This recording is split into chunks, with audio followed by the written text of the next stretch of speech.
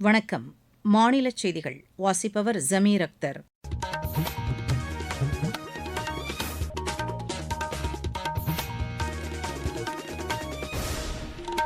தலைப்புச் செய்திகள். குடியரசுத் தலைவர் திருமதி திரௌபதி முர்மு இன்று திருவாரூரில் உள்ள தமிழ்நாடு மத்திய பல்கலைக்கழகத்தின் பட்டமளிப்பு விழாவில் கலந்து கொள்கிறார். பிரதமர் திரு நரேந்திர மோடி புதுதில்லியில் நடைபெற்று வரும் செமிகான் இந்தியா மாநாட்டின் தலைமை செயல் அதிகாரிகள் வட்டமேசை கூட்டத்தில் இன்று பங்கேற்கிறார். திமுக தேர்தல் அறிக்கையில் தெரிவித்த 505 வாக்குறுதிகளில் 364 வாக்குறுதிகள் நிறைவேற்றப்பட்டிருப்பதாக முதலமைச்சர் திரு மு க ஸ்டாலின் தெரிவித்துள்ளார்.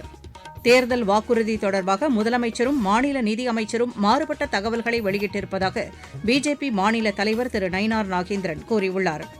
ஃபிடே கிராண்ட் ஸ்விஸ் செஸ் போட்டி உஸ்பெகிஸ்தானில் சமர்கண்டில் இன்று தொடங்குகிறது. இனி விரிவான செய்திகள். குடியரசுத் தலைவர் திருமதி திரௌபதி முர்மு இன்று திருவாரூரில் உள்ள தமிழ்நாடு மத்திய பல்கலைக்கழகத்தின் பட்டமளிப்பு விழாவில் கலந்து கொள்கிறார். இதற்காக சென்னையிலிருந்து தனி விமானம் மூலம் திருச்சி செல்லும் குடியரசுத் தலைவர் பின்னர் அங்கிருந்து ஹெலிகாப்டர் மூலம் திருவாரூர் செல்கிறார். அங்கு நடைபெறும் பட்டமளிப்பு விழாவில் முனைவர் பட்டம் பெறும் 44 மாணவர்கள் உட்பட 771 மாணவ மாணவியருக்கு அவர் பட்டங்கள் மற்றும் தங்கப் பதக்கங்களை வழங்க உள்ளதாக பல்கலைக்கழக துணைவேந்தர் திரு கிருஷ்ணன் தெரிவித்துள்ளார். அதனைத் தொடர்ந்து ஸ்ரீரங்கம் ரங்கநாதர் கோவிலில் குடியரசுத் தலைவர் வழிபாடு செய்யவுள்ளார். பிரதமர் திரு நரேந்திர மோடி புதுதில்லியில் நடைபெற்று வரும் செமிகான் இந்தியா மாநாட்டின் தலைமை செயல் அதிகாரிகள் வட்டமேசை கூட்டத்தில் இன்று கலந்து கொள்கிறார். இந்த கூட்டத்தின்போது இந்தியாவின் செமிகண்டக்டர் தயாரிப்பு சூழல் மற்றும் இத்தொழிலின் வளர்ச்சி குறித்து பல்வேறு நாடுகளைச் சேர்ந்த தொழில் துறையினருடன் பிரதமர் கலந்துரையாடவுள்ளார். இதனிடையே இந்த மாநாட்டில் செமிகண்டக்டர் தயாரிப்பு மற்றும் ஆராய்ச்சி தொடர்பாக 12 புரிந்துணர்வு ஒப்பந்தங்கள் கையெழுத்தாகியுள்ளதாக மத்திய தகவல் தொழில்நுட்பத்துறை அமைச்சர் திரு அஸ்வினி வைஷ்ணவ் தெரிவித்துள்ளார். இந்தியாவில் செமிகண்டக்டர் தயாரிப்புக்கு ஊக்கமளிக்கும் வகையில் டீப் டெக் கூட்டணி அமைக்கப்பட்டிருப்பதாக மாநாட்டில் அறிவித்த அவர் புதிய ஒப்பந்தங்கள் மூலம் $100 கோடி அளவிற்கு முதலீடுகள் உறுதி செய்யப்பட்டிருப்பதாக கூறினார்.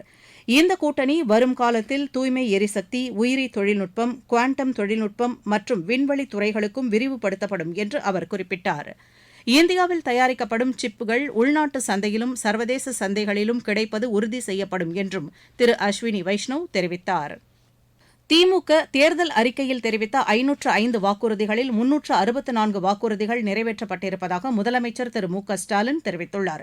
இதுகுறித்து அவர் வெளியிட்டுள்ள சமூக வலைதள பதிவில் மேலும் 40 வாக்குறுதிகள் தமிழக அரசின் பரிசீலனையில் இருப்பதை உரிய தரவுகளோடு அமைச்சர்கள் திரு தங்கம் தென்னரசு மற்றும் திரு சிவசங்கர் விளக்கியிருப்பதாக குறிப்பிட்டுள்ளார். முதலமைச்சரின் காலை உணவு திட்டம், நான் முதல்வன், புதுமை பெண், தமிழ் புதல்வன் போன்ற தேர்தல் அறிக்கையில் தெரிவிக்காத திட்டங்களும் நிறைவேற்றப்பட்டிருப்பதாக அவர் கூறியுள்ளார். மேலும் திமுக அரசு எளிதில் அணுகும் தன்மை மற்றும் பொறுப்புணர்வு உள்ளிட்ட அம்சங்களின் அடிப்படையில் செயல்பட்டு வருவதாகவும் முதலமைச்சர் தெரிவித்துள்ளார். திமுகவின் தேர்தல் வாக்குறுதிகள் நிறைவேற்றப்பட்டது தொடர்பாக முதலமைச்சரும் மாநில நிதியமைச்சரும் மாறுபட்ட தகவல்களை வெளியிட்டிருப்பதாக பிஜேபி மாநில தலைவர் திரு நயினார் நாகேந்திரன் கூறியுள்ளார். அவர் வெளியிட்டுள்ள சமூக வலைதள பதிவில் மகளிர் உரிமைத் தொகை தவிர 99% வாக்குறுதிகள் 2023ஆம் ஆண்டே நிறைவேற்றப்பட்டு விட்டதாக முதலமைச்சர் பேசிய காணொலியை பகிர்ந்துள்ளார். ஆனால் அமைச்சர் திரு தங்கம் தென்னரசு நேற்று செய்தியாளர்களை சந்தித்தபோது 72% வாக்குறுதிகள் நிறைவேற்றப்பட்டிருப்பதாக கூறியிருப்பது முதலமைச்சரின் கருத்துக்கு முரணாக உள்ளதால் அவர்கள் இருவரும் இதுகுறித்து மக்களுக்கு விளக்கமளிக்க வேண்டும் என்றும் திரு நயினார் நாகேந்திரன் வலியுறுத்தினார். கிராமப்புற போக்குவரத்து இணைப்பு வசதிகளை மேம்படுத்தும் வகையில் உயர்மட்ட பாலங்கள் கட்டப்பட்டு வருவதாக மாநில நெடுஞ்சாலைத்துறை அமைச்சர் திரு ஏ வ வேலு கூறியுள்ளார். திருவண்ணாமலை மாவட்டம் செய்யாறு அருகே பாலாற்றின் குறுக்கே 29 கோடி ரூபாய் மதிப்பீட்டில் கட்டப்பட்ட உயர்மட்ட பாலத்தை திறந்து வைத்து அவர் பேசினார். புதுப்பாக்கம், வட இலுப்பை கிராமங்களுக்கு இடையே கட்டப்பட்டுள்ள இந்த பாலத்தின் மூலம் பிரம்மதேசம், செய்யனூர் உள்ளிட்ட 10க்கும் மேற்பட்ட கிராமங்களைச் சேர்ந்த சுமார் 1 லட்சம் மக்கள் பயனடைவார்கள் என்றார்.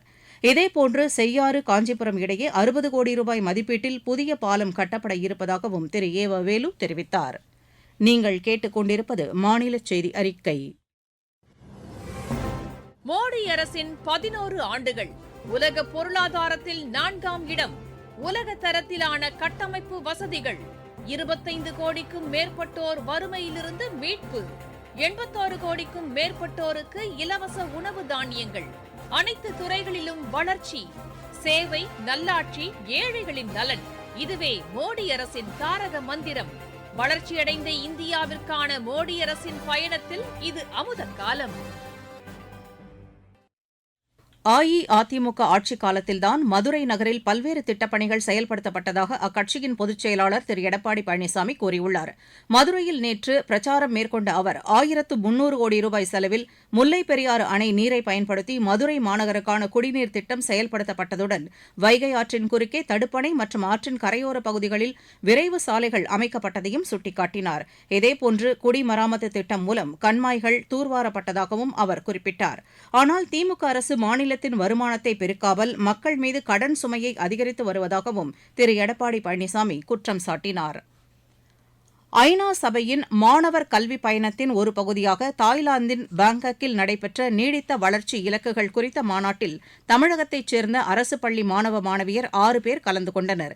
இவர்களில் சேலத்தைச் சேர்ந்த மாணவர் அஷ்வாக்கின் பேச்சுத்திறன் காரணமாக அவர் ஐநா வளர்ச்சித் திட்ட சர்வதேச தூதராக மாறியுள்ளார். இது தமக்கு மகிழ்ச்சி அளிப்பதாக அந்த மாணவர் எமது செய்தியாளரிடம் தெரிவித்தார். என் பேர் அஷ்வாக். நான் municipal boys higher secondary school 4th செரமில் 11th standard படிச்சுட்டு இருக்கேன். 2025 ஆகஸ்ட்டில் நடந்த இன்டர்நேஷ்னல் யூத் ஃபாரம் 5.0 தாய்லாந்து பேங்காக்கில் இருந்துச்சு. அதில் 6 கவர்மெண்ட் ஸ்கூல் ஸ்டூடெண்ட் பார்ட்டிசிபேட் பண்ணியிருந்தாங்க. அதில் நானும் ஒருத்தர் பார்ட்டிசிபேட் பண்ணியிருந்தேன். எனக்கு சொல்கிறது ரொம்ப மகிழ்ச்சியாக இருக்குது. நான் அந்த யூத் ஃபாரமில் போயிட்டு SDG சஸ்டைனபிள் டெவலப்மெண்ட் கோல், அந்த கோலில் எனக்கு கொடுத்த topic SDG 13 climate action and sustainability. நாங்கள் போய் அங்கே அதை ஓவர் கம் பண்ணுறதுக்கு என்னெல்லாம் பண்ணலாம் அப்படின்னு பேசினோம். ஓணம் பண்டிகையை முன்னிட்டு கேரளாவிலும் தமிழகத்திலும் கொண்டாட்டங்கள் களை கட்டியுள்ளன. இதையொட்டி அத்தப்பூ கோலத்திற்கு தேவைப்படும் பூக்களின் விற்பனை அதிகரித்துள்ளது. திண்டுக்கல் மாவட்டம் நிலக்கோட்டை மலர் சந்தையில் செண்டு மல்லி, செவ்வந்தி, மல்லிகை உள்ளிட்ட மலர்களுக்கு நல்ல விலை கிடைப்பதால் விவசாயிகள் மகிழ்ச்சி அடைந்துள்ளதாக எமது செய்தியாளர் தெரிவிக்கிறார். ஓணம் பண்டிகைக்காக நாள்தோறும் திண்டுக்கல் மாவட்டம் நிலக்கோட்டை மலர் சந்தையிலிருந்து கேரள மாநிலத்திற்கு மலர் ஏற்றுமதியாளர்கள் பூக்களை ஏற்றுமதி செய்து வருகின்றனர். குறிப்பாக அத்தப்பூ கோலம் போடுவதற்கு பயன்படும் செண்டுமல்லி, செவ்வந்தி, வாடாமல்லி உள்ளிட்ட பூக்களுக்கு மலர் சந்தையில் அதிக தேவை ஏற்பட்டுள்ளதால் 1 கிலோ செண்டுமல்லி ரூபாய் 150 வரையிலும், வாடாமல்லி 300 ரூபாய் வரையிலும், செவ்வந்தி பூக்களின் வண்ணங்களுக்கு ஏற்ப ரூபாய் 250 முதல் ரூபாய் 300 வரையிலும் விற்பனையாகி வருகிறது. அதேபோல மல்லிகைப்பூ ரூபாய் 1000ற்கும், முல்லைப்பூ ரூபாய் 350க்கும், பிச்சிப்பூ 300க்கும் விற்பனையாகிறது. கடந்த 1 மாத காலமாக பூக்களுக்கு நல்ல விலை கிடைத்து வருவதால் நிலக்கோட்டை பகுதி விவசாயிகள் பெரும் மகிழ்ச்சி அடைந்துள்ளனர். திண்டுக்கல் மாவட்டத்திலிருந்து ராஜசேகரன், சுப்பிரமணிய பாரதி. இருவரிச் செய்திகள். இந்தியா, ரஷ்யா மற்றும் சீனா ஆகிய நாடுகளிடையே ஏற்பட்டுள்ள ஒற்றுமைக்கு அமெரிக்க அதிபர் டொனால்டு டிரம்பின் கூடுதல் வரி விதிப்பு நடவடிக்கைகளே காரணம் என்று அமெரிக்க ஊடகங்கள் தெரிவித்துள்ளன. ரஷ்யா கைப்பற்றியுள்ள கிரீமியா பகுதியில் ரஷ்ய உளவு அமைப்பின் அலுவலகம் மீது பிளெமிங்கோ ரக ஏவுகணைகளை வீசி யுக்ரைன் தாக்குதல் நடத்தியுள்ளது. நிலநடுக்கத்தால் பாதிக்கப்பட்ட ஆப்கானிஸ்தானுக்கு இந்தியா சார்பில் 21 டன் நிவாரணப் பொருட்கள் அனுப்பி வைக்கப்பட்டுள்ளது. எல்லைப் பகுதியில் வசிக்கும் நாகா சமுதாய மக்கள் பிரிந்து வாழும் சூழலை தவிர்க்கும் வகையில் எல்லைப் பகுதியில் வேலி அமைக்கும் திட்டத்தை செயல்படுத்துவதில்லை என்று அம்மாநில அமைச்சரவை முடிவு செய்துள்ளது. புதுக்கோட்டை மாவட்டம் திருவரங்குளம் ஒன்றியத்திற்கு உட்பட்ட பாச்சிக்கோட்டையில் உங்களுடன் ஸ்டாலின் திட்ட முகாமில் பொதுமக்களிடமிருந்து கோரிக்கை மனுக்கள் பெறப்படுவதை மாநில அமைச்சர் திரு மெய்யநாதன் பார்வையிட்டு நலத்திட்ட உதவிகளை பயனாளிகளுக்கு வழங்கினார். தென்காசி அருள்மிகு காசி விஸ்வநாதர் கோவில் தெப்பத் திருவிழா கோலாகலமாக நடைபெற்றது. தீயணைப்பு மற்றும் மீட்புப் பணிகள் துறை சார்பில் பேரிடர் மேலாண்மை ஒத்திகை நிகழ்ச்சி திருவண்ணாமலையில் நடைபெற்றது. காசா பகுதியில் வசிக்கும் பாலஸ்தீன மக்களை இஸ்ரேல் தாக்குதலிலிருந்து பாதுகாக்க வலியுறுத்தி விழுப்புரத்தில் மாற்றுத்திறனாளிகள் ஆர்ப்பாட்டத்தில் ஈடுபட்டனர். ராணிப்பேட்டை மாவட்டம் சோளிங்கரை அடுத்த தாளிக்கல் கிராமத்தில் குளத்தில் குளிக்கச் சென்ற 3 சிறுவர்கள் நீரில் மூழ்கி உயிரிழந்தனர். சென்னை விமான நிலையத்திற்கு 65 கோடி ரூபாய் மதிப்புள்ள போதைப் பொருட்களை கடத்தி வந்த வழக்கில் தப்பி ஓடிய நைஜீரிய இளைஞரை சுங்கத்துறை தனிப்படை அதிகாரிகள் தில்லியில் கைது செய்து சென்னைக்கு அழைத்து வந்து விசாரணை மேற்கொண்டுள்ளனர். விளையாட்டுச் செய்தி. ஃபிடே கிராண்ட் சுவிஸ் செஸ் போட்டி உஸ்பெகிஸ்தானின் சமர்கண்டில் இன்று தொடங்குகிறது. இம்மாதம் 15ஆம் தேதி வரை நடைபெறும் இப்போட்டியின் ஓபன் பிரிவில் இந்தியாவின் பிரக்னானந்தா, டி குகேஷ், அர்ஜுன் எரிகைசி, விதித் குஜராத்தி, திவ்யா தேஷ்முக் உள்ளிட்ட வீரர் வீராங்கனைகள் பங்கேற்கின்றனர். மகளிர் பிரிவில் நடப்பு சாம்பியனான வைஷாலி ரமேஷ் பாபு, வந்திகா அகர்வால் உள்ளிட்டோர் கலந்து கொள்கின்றனர். மீண்டும் தலைப்புச் செய்திகள். குடியரசுத் தலைவர் திருமதி திரௌபதி முர்மு இன்று திருவாரூரில் உள்ள தமிழ்நாடு மத்திய பல்கலைக்கழகத்தின் பட்டமளிப்பு விழாவில் கலந்து கொள்கிறார்.